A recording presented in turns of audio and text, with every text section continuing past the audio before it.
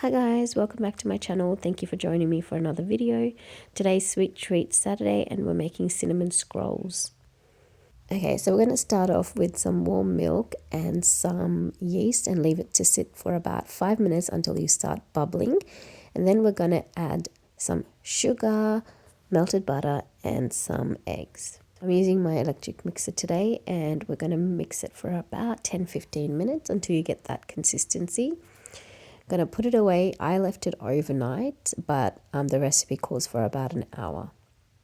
In the meantime, I've made the cinnamon filling, which is 2 tablespoons of cinnamon, half a cup of melted butter, and 1 cup of brown sugar. Once the dough has doubled in size, I'm rolling it flat, and then I'm going to pop the cinnamon filling in and rolling it up and then cutting it up in even pieces. I cut the edges off just to make it a bit even, and the dough is really soft. I popped the scrolls back into a dish and covered it and left it for about 3-4 hours for its second rise.